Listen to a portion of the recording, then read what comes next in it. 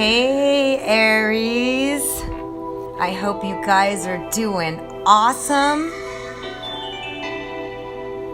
I'm here doing your May 2018 astro weather forecast, and there's a lot going on that's really exciting, so let me just go ahead and get to it.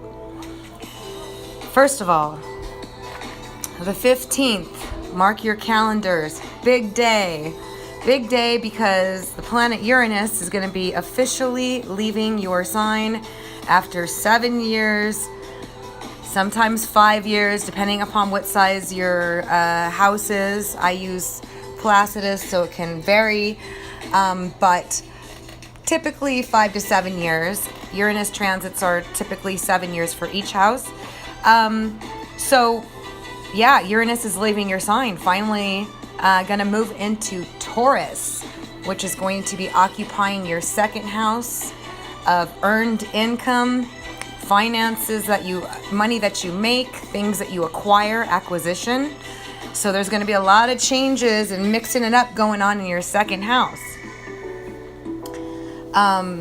And this is good. This is big because you can find new innovative ways to make money, to increase your resources. You can have sudden windfalls. You can have sudden happenings in terms of how you make your money. It's really good for innovation and technology, using those in terms of like developing your own business or starting a business in technology for Uranus. But let me go back first, because on the 15th, there's a lot happening. It's not just Uranus leaving your sign and moving into your second house, which is big because it's not very often that an outer planet changes signs. But Uranus is more frequent than some of the outer ones like Pluto and Neptune that are even longer transits. But on the 15th also, when Uranus moves into Taurus, there's going to be a new moon also in Taurus, okay? And this new moon is going to open up new opportunities too. And this is in your second house of earned income and money. So there's a lot of things that are going to be going on. Now, Uranus transits you may not see necessarily right away. It does take some time for it to, for you to see what this transition is going to be about. But even then, it's going to be difficult to know because Uranus is all about shock and awe. Surprise! Hello, I'm here. I'm Uranus. Surprise! Whatever you've been doing is going to change over the course of its transit through there. But this new moon is also in your second house, which is going to bring a culmination of something to fruition. And endings are also possible with new moons, and then new beginnings, new doors opening, but also a lot of energy goes into that area, whether it's positive or negative energy. It's going to be new energy going in there. Typically it's not negative except for the possibility that something can flare up, because it's about getting on the right path. It's about putting the end to something that's not working and beginning something that is. It's about opening up new doors as well. So things tend to move really fast in the house that a new moon occurs. And that tends to be where your focus is. So it's going to be a lot of focus on your money.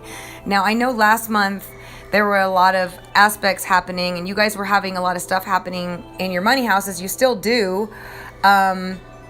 Because, Venus will not be transiting your second house anymore. But I want to bring up something because I use Placidus software to do my predictions, and I'm trying things differently this time, and I'm going to predict with the planets in the middle of the houses, so that way it can apply to more of you.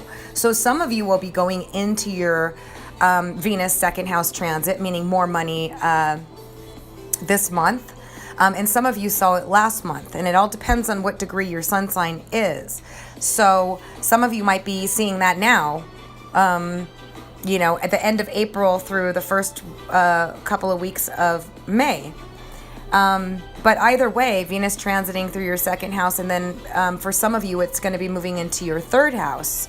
So for some of you, you'll be seeing the money rewards coming in early this month, And then for some of you, some of you will see it last month, and some of you will be seeing it this month in May. And then some of you will be moving on to the next level where Venus will be transiting your third house through Gemini.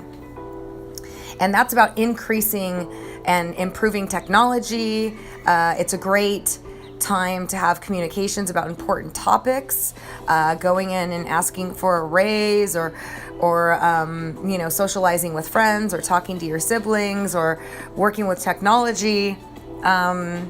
Venus there brings benefits to that area, so you can get increase. If you work for yourself, you can get increase in business because it's all about technology, computers, all of that stuff. So you can get an increase of clients. You can get a lot more paperwork, but it'll be beneficial to you. It's a great time to communicate because you'll be diplomatic and pleasant. It's really good for local travel. So like if you're driving Uber or you're doing anything like that, Venus here can increase your amount of money to do so.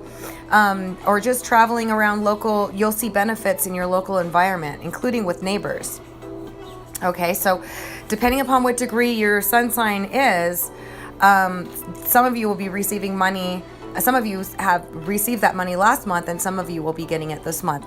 And then some of you will also be increasing your, buying technology or getting benefits from technology, or socializing more, spending more time with siblings or around the local neighborhood, writing more, communicating more. All of that is very positive with Venus transiting Gemini, which is technically your third house.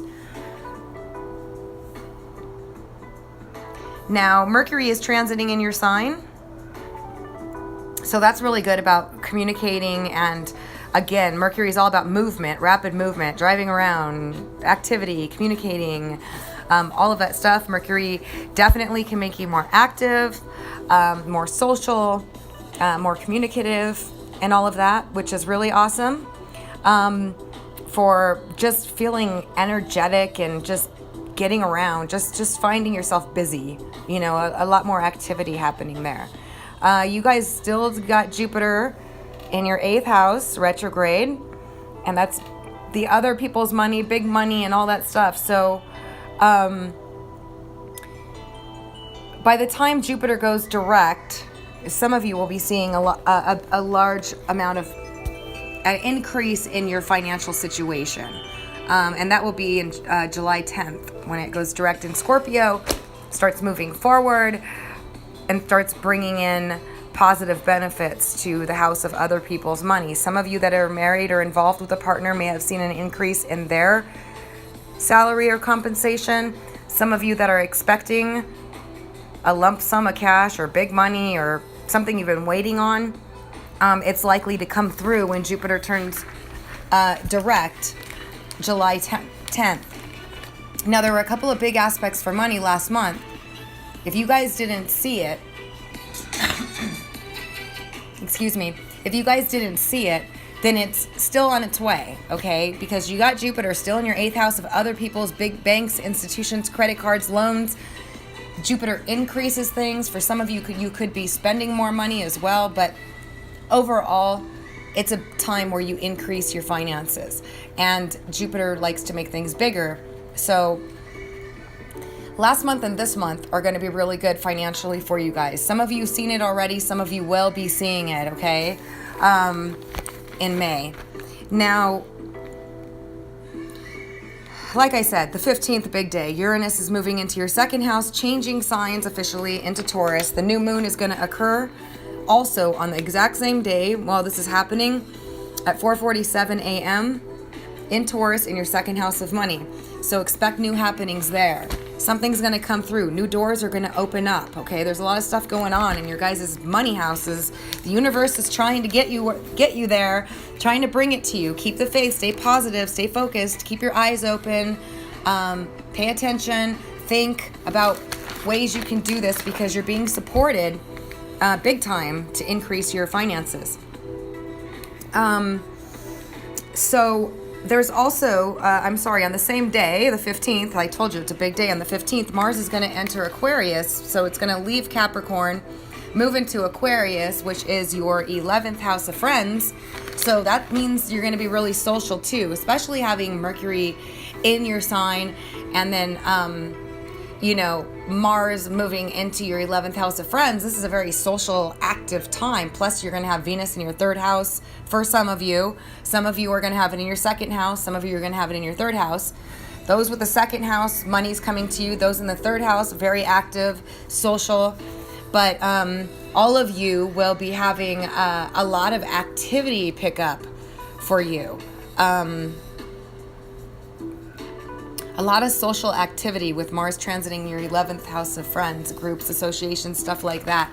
It's also a really good time to be philanthropic, or to go out there and be a part of a group or an association, forward your ideas, anything like that. It's really awesome. So, so we're having Uranus move into Taurus, new moon, and and Mars is moving into Aquarius, all on the 15th. So let's get on to what else is going on here. It's going to be a really impulsive, kind of energetic month in general for you guys. Okay, it's a good time to try something new. Just watch your steps and, slow down just a little bit. I know telling an Aries to slow down is just like, what? But just slow down, be a little bit more pragmatic, especially on the 16th, because on that day, Mars is going to square Uranus, and this is a very impulsive, energetic day where you're kind of biting at the bit. You might feel nervous, edgy, like you got to break free, you got to go do something. Sometimes it can be a little frustration because you just feel bored or something. So just be careful on that day, because on the 16th, which is the day after all of this new moon and Uranus moving signs and all that, so next day is going to be a tough aspect between Mars and Uranus, and Mars is our energy and Uranus is just about electric energy and breaking free and doing something different. That's one of the days I would say you should be a little bit cautious, or just try to be aware of what's happening on that day so that you don't step out and get injured. And another day I was looking at, actually the 7th, on the 7th of May, Mercury's going to square Pluto. So this day, there's a positive and a negative to it. One, positively, is if there's anything you want to let off your chest or you want to get out, you're going to have the courage to do so on this day. You'll be direct, truthful, but you have to watch out for being dominating also in your communication. But negatively, you can have negative thinking, worry, fanatical behavior, obsessive thoughts. Sometimes you can overthink things on this day because Pluto's intense, and when it's square Mercury, it's all in the mind. So just don't have any serious conversations that could potentially have a negative outcome that could affect your future on this day, on the 7th, and also on the 16th, because of the Mars square Uranus transit, which is impulsive and edgy. So those are the really only 2 days, really, but overall the month is going to be a big month of change. I know we always say that, but this truly is. I mean, you guys are going to be letting Uranus exit out of your sign after it's been there for the past 7 years, so that's big. But there is a softer, more romantic day, which is also on the same day that Mercury is going to square Pluto, because on the same day Venus will square Neptune. So it's good to get agreeances. So I see this actually as a day, if you have relationship issues that you want to talk about and you've been afraid to talk about them, or maybe didn't have the courage, or maybe just didn't feel compelled to as strongly as you might this day, it's actually kind of a positive day to speak the truth, because Venus will be square Neptune on the same day, on the 7th, okay? And that makes people more sensitive and compassionate and willing to listen and agreeable. The only problem is that once that transit ends, they can change their mind. Because it's an influence. It's like the weather, we're having Neptune square Venus and we're like, oh, okay, everything's great. And then all of a sudden the next day it was like, what was I thinking? I didn't think that was great.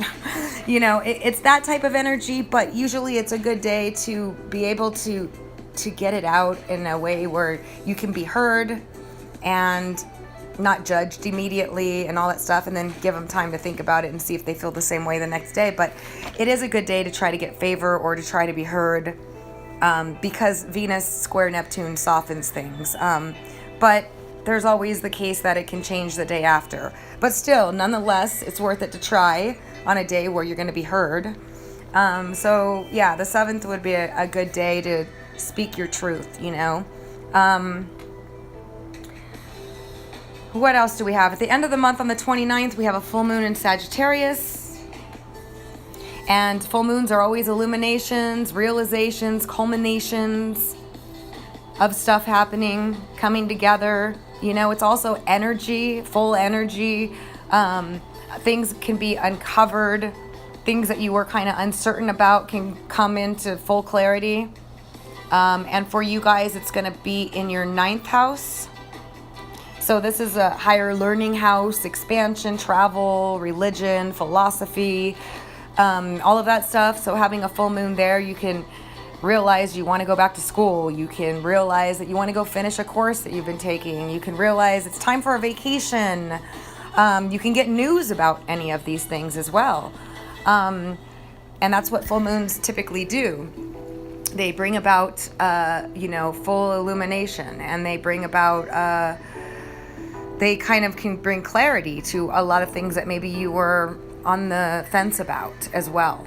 Okay. And they're definitely highly charged emotionally. So luckily for you guys, it's in your 9th house. So if anything, you'll probably go gung-ho about, learning something new, trying something new, exploring something new, expanding. That's what the 9th house is all about, expanding.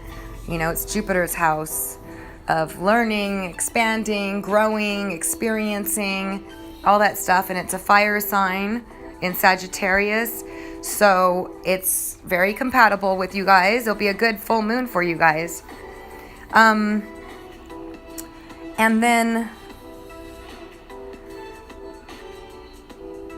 Venus will enter Capricorn on the 19th of May. So that's going to be really awesome because Cancer and Venus in Cancer is very soft and sentimental and sweet and all these things, and caring. So when Venus moves into Cancer, we tend to be more cooperative, more ready and available to help others and to nurture ourselves and others. So when Venus moves into Cancer, things will definitely become more sentimental. It's a really good time for love and relationships, and that will be on the 19th. So overall, the month looks fantastic again.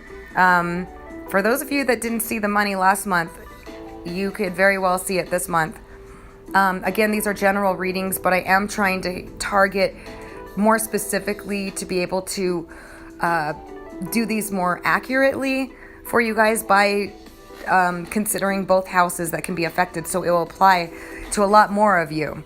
Okay, so anyway, I hope that you found this helpful. If you did, please give it a thumbs up and be sure to subscribe to get notification of all my uploads in the future.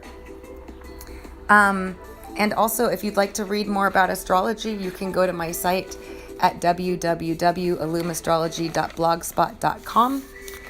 And otherwise, I will see you guys in June 2018. Thanks so much for listening.